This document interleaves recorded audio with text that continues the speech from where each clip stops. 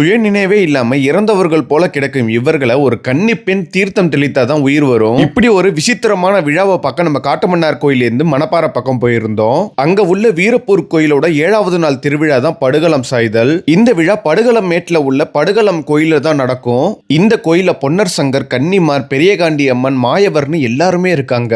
சரியா நைட்டு 9 மணிக்கு இந்த விழா ஆரம்பிக்கும். இத பார்க்க ஆயிரக்கணக்கான மக்கள் வருவாங்க. முதல்ல கயிறுகளை கட்டி படுகளத்தை சரி பண்ணிப்பாங்க. மக்கள் கூட்டத்துல அறிகுறியே இல்லாம மின்பின் தெரியாதவருக்கு திடீர்னு சாமி இது போல மயக்கம் போட்டு விழுந்துருவாங்க. சில பேர் படுகளத்துல விழுவாங்க, சில பேர் கூட்டத்திலே விழுந்துருவாங்க. அது எப்படி இருக்கும்னா, சாமி விழுந்த பிறகு அவங்க சுயநினைவே இல்லாம 5-6 மணி நேரம் அப்படியே படுத்த மாரி ஆயிடுவாங்க. அதாவது இறந்தது போல. அவங்க எல்லாரையும் இது போல தூக்கிட்டு வரவே ஒரு குழு இருக்காங்க.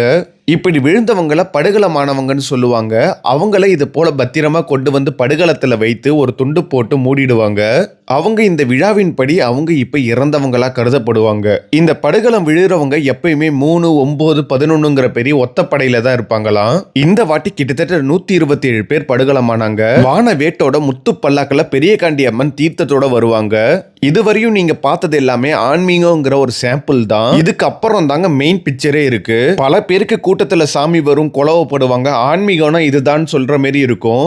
எல்லாருமே இப்ப வெயிட் பண்றது அந்த கன்னி பொண்ணுக்கு சாமி வர்றதுக்காண்டி தான். அது கூட்டத்துல உள்ள யாரோ ஒரு வயசுக்கு வராத ஒரு பெண்ணுக்கு தான் வரும். இந்த வாட்டி நிறைய பாடல்கள்லாம் பாடி வர வச்சாங்க. அந்த பொண்ணுக்கு சாமி வரும்போதெல்லாம் அதிகாலை 4 மணி ஆயிடுச்சு. அங்க பாருங்க, கூட்டத்துல அந்த பொண்ணுக்கு தத்ரூபமா சாமி இறங்கி சாமி வந்துருச்சு.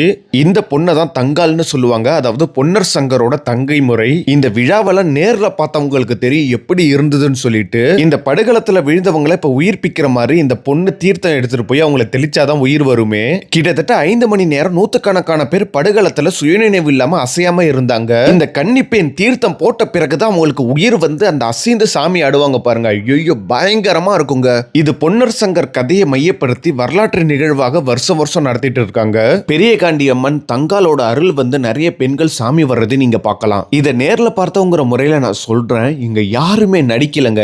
எல்லாருமே உண்மை. அந்த ஆன்மீகங்கிறத நம்பி இங்க எல்லாருக்குமே சாமி வந்தது. நானும் அங்க நிறைய பேட்டிகள்லாம் எடுத்தேன். இதோட ஃபுல் வீடியோ KMK 360 யூடியூப் சேனல்ல ரெடி ஆயிட்டு இருக்கு, பாருங்க. இதுல ஒரு கன்னி பொண்ணுங்க இந்த கூட்டத்துல இந்த கூட்டத்தில் ஆயிரக்கணக்கான கூட்டத்துல ஏதோ ஒரு கன்னி பொண்ணு வருங்க. நாங்க யாருமே இத்தனை பேர் இருக்கிறோம், யாரும் சொல்ல மாட்டோம். அந்த பொண்ணா அந்த தீர்த்தத்தை எடுத்து இப்படி 3 ரவுண்டு அந்த தீர்த்தம் தொழிற்சாத்தை எந்திரிப்பாங்க.